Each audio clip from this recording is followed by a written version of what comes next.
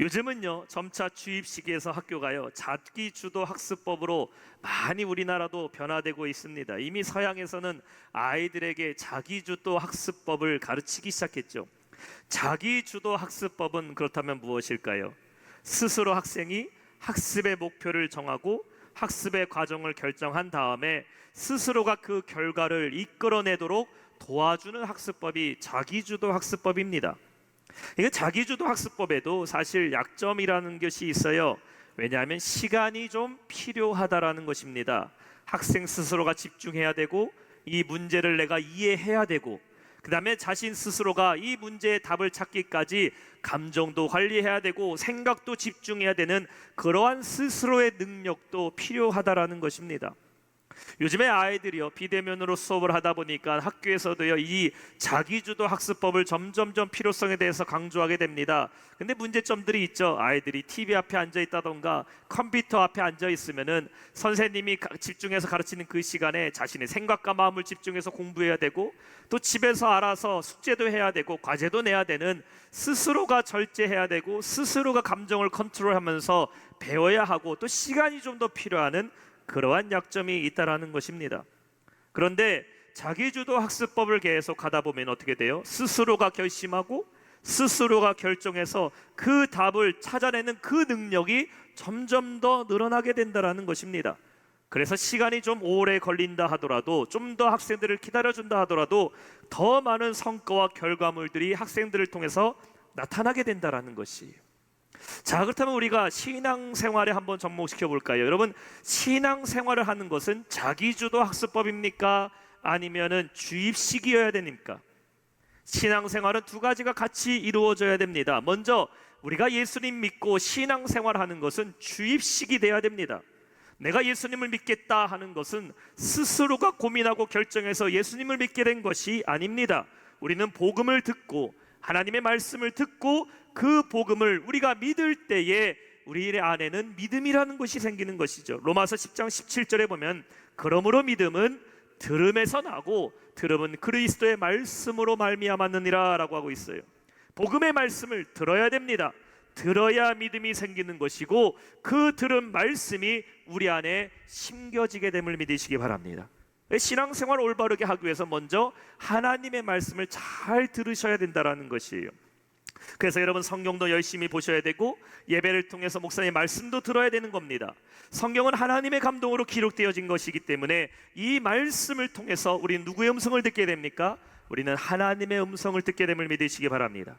디모데후서 3장 16절과 17절에 보면은 모든 성경은 하나님의 감동으로 된 것으로 교훈과 책망과 바르게 함과 의로 교육하기에 유익하니 이는 하나님의 사람으로 온전하게 하며 모든 선한 일을 행할 능력을 갖추게 하려 함이라 라고 말씀하고 있어요. 신앙생활은 주입식입니다. 하나님의 말씀을 들어야 됩니다. 근데 또한 신앙생활은 무엇이 돼야 될까요? 자기주도 학습이 돼야 된다는 것입니다. 그냥 말씀을 듣는 것으로 끝나면은 안 됩니다. 이 말씀을 여러분의 삶에 적용시키고 순종해야 된다는 것이죠. 아무리 내가 하나님의 말씀을 1년에 1독하는 것도 대단하고 20독하는 것도 대단하고 내 평생에 하나님의 말씀을 많이 시간마다 들었지만 그 말씀을 내 삶에 적용하지 못하고 하나님의 생명의 말씀이 전파돼도 이 말씀을 내가 실천하지 않고 순종하지 않는다면 절대로 우리의 삶에는 변화가 일어날 수가 없는 겁니다. 그래서 우리는 말씀을 내 삶 가운데 스스로 대입하고 순종해야 된다는 것이죠. 왜 하나님께서 나에게 이 말씀을 하셨는가 우리는 깊이 고민해 봐야 되고 생각해야 되고, 그렇다면 나는 하나님의 말씀에 어떻게 반응하고 어떻게 순종해야 되는지 그것을 결심하고 실천해야 우리의 삶에 참된 말씀의 능력이 나타나게 된다는 것입니다. 야고보서 1장 25절에는 그래서 이렇게 말합니다. 자유롭게 하는 온전한 율법을 들여다보고 있는 자는, 그 다음에 말하고 있죠. 듣고 잊어버리는 자가 아니요 실천하는 자니 이 사람은 그 행하는 일에 복을 받으리라. 온전한 율법을 들여다보고 있는 자, 들여다보고 그것을 잊어버리는 것이 아니라 그 말씀을 실천하는 자에게는 무엇이 임한다? 하나님의 말씀이 약속하신 그 언약의 말씀이 우리에게 복으로 임하게 된다라는 것입니다. 자, 그렇다면은 이스라엘 백성들이 스스로 정한 규례는 무엇이었으며 과연 우리가 본받아야 될 그들의 결단은 무엇이었는지 저와 여러분이 오늘 말씀을 통해서 함께 은혜를 나누고자 합니다. 오늘 말씀의 첫 번째, 말씀을 지켜 행하기로 결단하였습니다. 28절과 29절 말씀입니다. 그 남은 백성과 제사장들과 레위 사람들과 문지기들과 노래하는 자들과 느디딤 사람들과 및 이방 사람들과 절교하고 하나님의 율법을 준행하는 모든 자와 그들의 아내와 그들의 자녀들 곧 지식과 총명이 있는 자들은 다 그들의 형제 귀족들을 따라 저주로 맹세하기를 우리가 하나님의 종 모세를 통하여 주신 하나님의 율법을 따라 우리 주 여호와의 모든 계명과 규례와 율법을 지켜 행하여. 이스라엘 백성들의 결심한 첫 번째 결심은 무엇이었을까요? 바로 하나님의 말씀을 지켜 행하기로 결심하게 되었습니다. 29절에 보면 그들이 저주를 맹세했다고 말하고 있죠. 이 말은 무슨 말일까요? 저주를 걸고 맹세하는 것이 아니라 하나님의 말씀대로 우리가 살지 아니하면 하나님의 어떠한 벌도 어떠한 저주라 할지라도 우리가 그것을 받을 만한 그런 각오로 하나님의 말씀에 준행하겠다는 결심과 굳은 결심을 지금 말하고 있는 겁니다. 여러분, 무엇을 하든지 간에 기본기가 가장 중요하다고 얘기를 하지요. 운동을 할 때에도요, 축구에도 뭐가 중요합니까? 축구를 할 때에도 그냥 볼만 잘 차는 것이 아니라 힘이 좋은 게 다가 아니라 기본기가 중요합니다. 이 골프를 배울 때에도 골프의 기본기가 탄탄해야 된다고 얘기하죠. 음악도 마찬가지 아닙니까? 어떠한 악기를 배울 때에도 기본기가 아주 중요합니다. 처음부터 기본기 자세를 제대로 배우지 않으면은 계속해서 실력이 나아갈 수가 없는 것이죠. 공부는 어떨까요? 공부도요, 기본이 중요하다고 말합니다. 그래서 아이들이 초등학교 교육을 잘 받아야 중고등학교 가도 스스로 공부할 수 있는, 공부를 따라갈 수 있는 것이지, 기본 학습이 제대로 돼 있지 않으면 그 다음에 어려움을 겪게 됩니다. 신앙생활 할 때는 어떨까요, 여러분? 신앙생활도 기본기가 중요합니다. 신앙생활에 정석이 있어요. 우리가 예전에 수학 공부할 때는 수학의 정석이라는 책이 있었던 것처럼 신앙생활에도 정석이 있습니다. 그 정석은 무엇일까요? 바로 하나님의 말씀입니다. 하나님의 말씀에 기본기가 서 있지 않는다면은 내가 아무리 경험이 많고 은사와 재능이 많다 하더라도 우리의 신앙이 올바로 성장할 수가 없다라는 것이에요. 이스라엘 백성들이 이제 새 시대가 오늘 본문에 시작됐어요. 느헤미야를 통해서 성벽이 재건됐습니다. 제도를 정비했어요. 에스라 선지자를 통해서 회개의 부흥의 운동이 일어났습니다. 이제 그들이 스스로 헌신과 결심의 선언을 할 때에 무엇을 결단했다고 말하고 있어요? 하나님의 말씀으로 우리가 다시 돌아가자. 하나님의 말씀을 삶의 최우선으로 여기고 살아가겠다. 하나님의 말씀의 기초 위에 다시 일어서자라는 것을 결심했다라는 것입니다. 변화를 원한다면 시작점이 매우 중요합니다. 내가 삶의 변화가 일어나기를 원하고 내 삶이 좀 바뀌고 회복되기를 원한다면 가장 먼저 여러분이 생각해야 될 건 무엇일까요? 나는 지금 어디에 기초를 두고 살아가고 있는지를 돌아봐야 된다는 것입니다. 흔들리는 흔들바위 위에 서 있으면서 꼿꼿이 아무리 똑바로 서 있으려고 해도 흔들리는 바위 위에서는 몸이 흔들릴 수밖에 없어요. 우리는 변화와 우리의 삶의 회복의 기준이 무엇입니까?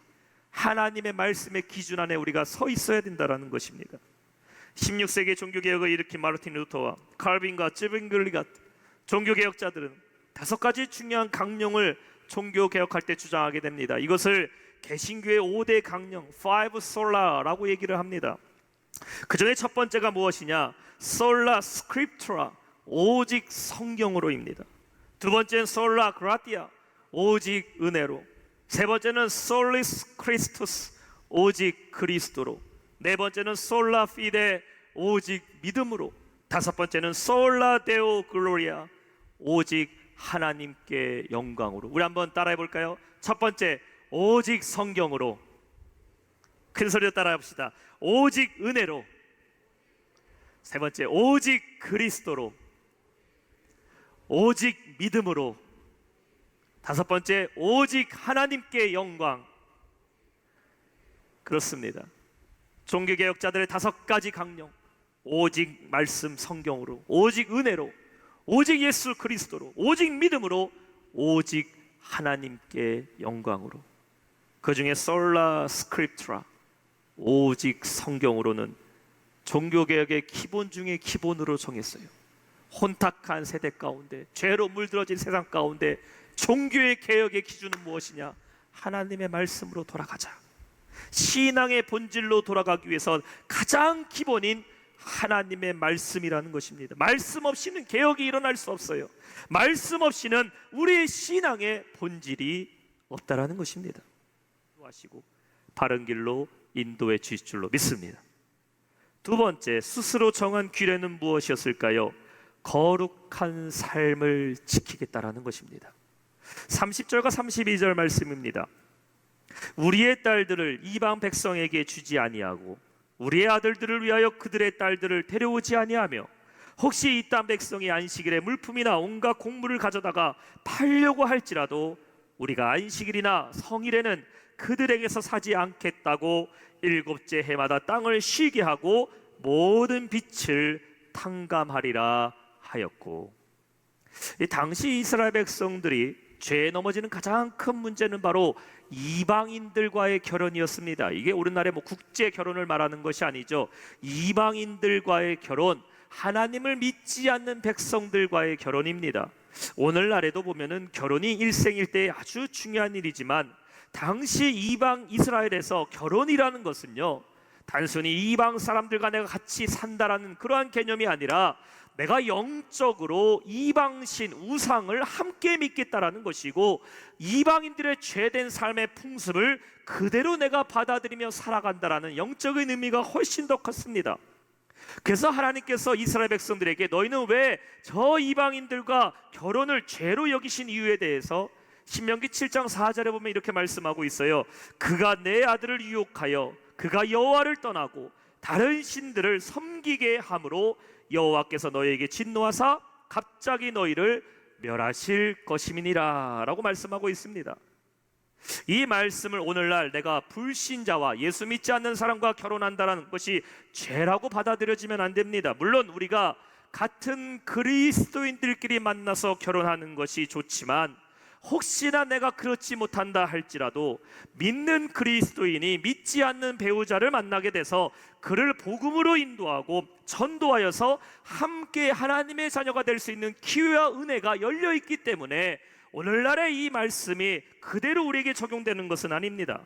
본문의 이스라엘 백성이 이방인과 결혼하지 않겠다라는 것은 그 결심은 우리가 영적인 의미로 받아들여야 된다는 것이죠. 다시 말해, 나는 더 이상 세상과 타협하며 살지 않겠다라는 겁니다.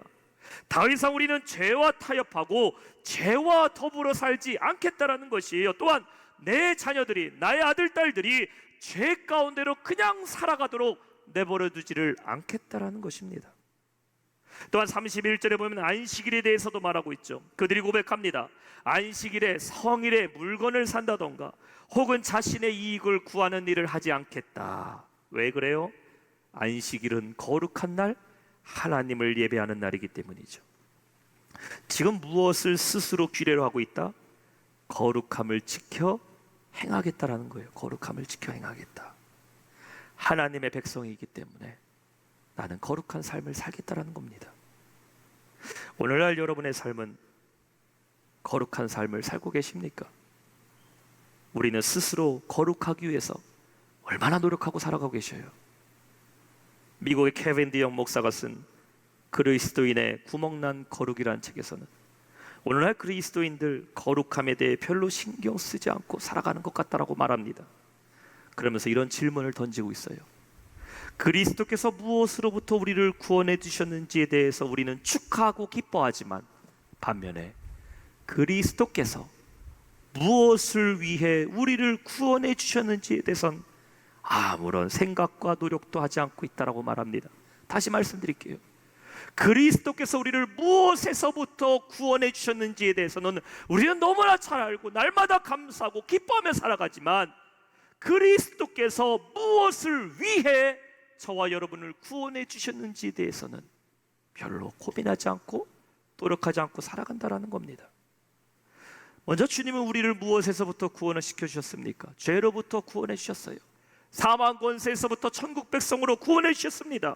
우리는 그것에 기뻐하고 찬양합니다. 그렇다면은 주님은 무엇을 위해 우리를 구원하셨습니까? 주님의 구원하심의 목적이 무엇입니까? 왜 예수님은 여러분을 위해 십자가에 달려 죽으셨을까요? 그 해답을 에베소 1장 3절과 4절은 말씀하고 있어요. 찬송하리로다 하나님 곧 우리 주 예수 그리스도의 아버지께서 그리스도 안에서 하늘에 속한 모든 신령한 복을 우리에게 주시되 곧 창세전에 그리스도 안에서 우리를 택하사 우리로 사랑 안에서 그 앞에 거룩하고 흠이 없게 하시려고 Be holy and blameless in His love, in His sight. 주님이 우리를 구원하신 목적, 하나님 앞에 거룩하고 흠이 없게 하시려고 구원하셨다는 것이에요. 천국은 어떤 곳일까? 천국은 거룩한 곳입니다. 그 천국의 주인은 하나님은 어떤 분이십니까? 하나님은 거룩한 하나님이세요. 천국에 있는 천사들은 어떠한 피조물입니까? 성경의 천사들은 거룩한 피조물이라고 말하고 있어요. 그렇다면은 그 천국에 가는 사람들은 어떤 사람들입니까? 거룩한 성도들이 천국에 거합니다. 천국의 모든 곳에는 두 글자 써 있어요. 거룩, holy. 여기서 거룩하다라는 말이 우리의 외모에서 풍겨지는 거룩이 아닙니다. 내가 말솜씨에서 나오는 거룩한 목소리가 아니에요. 성도의 참된 거룩함은 무엇일까요? 바로 그리스도의 성품으로 성화되어야 된다는 것입니다. 우리의 삶이 하나님이 기뻐하시는 삶이 되기 위해서 부단히 노력하며 살아가는 것, 그리스도의 성품을 닮아가고 죄를 멀리하고 하나님이 기뻐하시는 예배자의 삶을 살아가는 것, 하나님은 거룩한 분이시니 너희도 행실에 거룩하라 말씀하신 그 거룩함을 지키는 것이 바로 우리의 모습이 되어야 된다는 것입니다. 저는 이것을 오늘날의 말로 표현하면 이렇게 표현하고 싶어요. 그리스도인이 그리스도인답게 살아가는 것. 우리 한번 따라해 볼까요? 그리스도인이 그리스도인답게 살아가는 것. 옛날에 과거에는요, 예수 믿는 사람들 가르쳐 사람들이 이렇게 놀렸어요. 예수쟁이라고. 예수쟁이란 말의 뜻이 뭡니까? 예수밖에 모르는 사람이라고. 그렇잖아요. 시골에서 교회 다니면요, 저 예수쟁이 됐다고, 입만 열면 예수 얘기한다고, 예수님밖에 모른다고, 가족도 모르고 조상도 모르고 아무것도 모르고 예수밖에 모른다고, 예수쟁이 그랬어요. 예수쟁이가 예수쟁이같이 살아가는 것, 그것이 그리스도인의 거룩한 삶의 모습 아닙니까? 그런데 그리스도인이 그리스도인답지 못하게 행동하고, 그리스도인이 그리스도인답지 못하게 말하고 욕심을 부리며 세상 가운데 살아간다면 그것이 바로 거룩함을 잃어버린 마지막 세 번째, 스스로 정한 규례는 무엇입니까? 하나님의 성전을 돌보겠다라는 것이. 한번 따라합시다. 하나님의 성전을 돌보자. 자, 32절에 말씀합니다. 우리가 또 스스로 규례를 정하기를 해마다 각기 세겔의 3분의 1을 수납하여 하나님의 전을 위하여 쓰게 하되. 그리고 39절 말씀 봅니다. 우리 한번 한 목소리로 39절 말씀 읽습니다. 시작. 곧 이스라엘 자손과 레위 자손이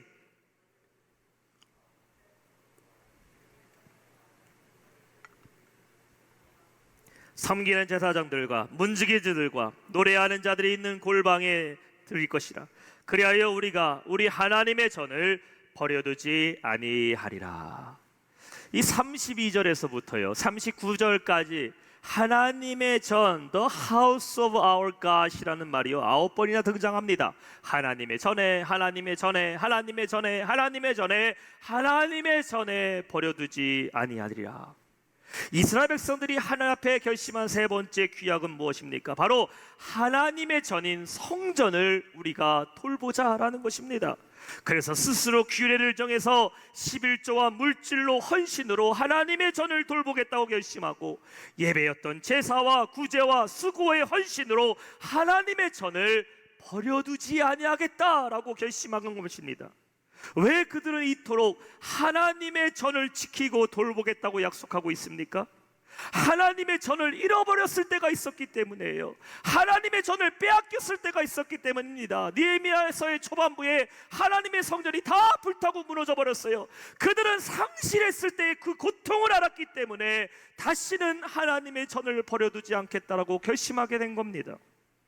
우리가요, 있을 때는 소중한 것을 잘 몰라요.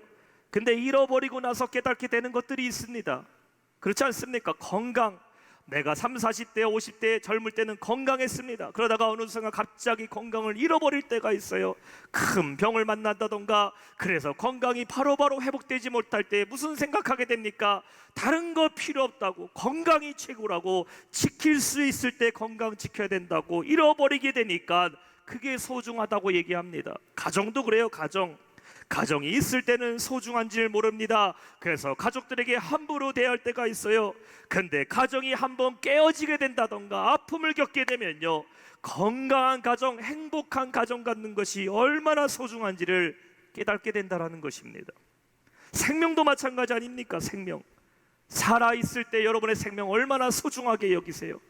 근데 누군가 돌아가셨을 때, 죽은 자 앞에 설 때에 우리 다 공감하는 건 무엇입니까? 젊을 때 돈 열심히 벌고 세상 성공한 거, 그거 다 필요 없다고, 사람이 살아있는 것만으로도 축복이라고 고백하게 된다는 것이에요. 그제서야, 잃어버리제서야 내가 이전에는 돈을 가장 소중했다고 생각했고, 인생의 성공이 가장 소중하고 살았던 것들이 건강 잃어버리고 가정 잃어버리고 생명 잃어버리면은 그게 중요한 게 아니었고, 내가 진짜 지켜야 되는 것이 중요했다라는 것을 얘기하게 됩니다. 성도에게 성전은 어떤 곳입니까? 성전, 하나님의 만나는 장소가 성전입니다. 하나님께 예배하는 곳이에요. 주님께서 이 땅에 교회를 세우신 목적이 무엇입니까? 부름받은 자들을 불러서 하나님의 은혜를 깨닫게 하시고 이 험한 세상 가운데 살아갈 때에 천국의 기쁨을 맛보게 하는 것이 주의 몸된 교회임을 믿으시기 바랍니다. 이스라엘 백성에게 성전이 있을 때에는 별로 소중하게 여기지 않았어요. 그래서 돌보지 않았습니다. 지키지 않았어요. 그런데 성전이 다 무너져 버리고 나서야 우리가 왜 성전이 필요한지, 끝까지 성전을 지켜야 될 이유에 대해서 깨닫게 되었다라는 것이에요. 사랑하는 성도 여러분, 성도는 교회를 지켜야 될, 하나님의 전을 지켜야 될 사명이 있음을 믿으시기 바랍니다. 우리 예수님도 성전을 사랑하셨어요. 성경에 보면요, 주님이 가장 분노하셨을 때가 언제인지 아십니까? 예수님이 가장 분노하셨을 때, 바리새인들이 예수님을 모함했을 때 주님이 분노하셨습니까? 베드로가 주님을 3번이나 부인했을 때, 너 베드로 어떻게 그럴 수 있어? 주님이 분노하셨을까요? 주님이 십자가에 달려 돌아가셨을 때에 이놈들 내가 가만히 있지 않으리라, 주님 분노하셨습니까? 아니, 주님 분노 안 하셨어요. 그런데 성경에 딱 한 번 주님이 엄청 화내시고 분노하신 장면이 요한복음 2장에 나와요. 예루살렘 성전에 올라가신 예수님이요, 성전 안에서 장사하고 있는 사람들, 성전을 더럽히고 시장 바닥으로 만든 사람들 앞에 주님은 분노하십니다. 요한복음 2장 15절과 17절 말씀 보면 노끈으로 채찍을 만들어서, 예수님이에요, 예수님. 노끈으로 채찍 만들어서 양이나 소를 다 성전에서 쫓아내시고, 돈 바꾸는 사람들의 돈을 쏟아버리시고, 상을 엎으시고, 비둘기 파는 사람들에게 이르되 이것을 여기서 가져가라, 내 아버지 집을 장사하는 도둑의 소굴로 만들지 말라 하시고, 제자들이 성경 말씀에 주의 전을 사모하는 열심히 나를 삼키라 한 것을 기억하더라. 주님은 성전을 사랑하셨어요. 그리고 주님의 몸된 교회를 사랑하라고 말씀하고 있습니다. 사랑하는 성도 여러분, 여러분의 교회를 사랑하고 지키는 성도 되시기를 주님의 이름으로 축원하십니다. 우리 크게 아멘 합시다.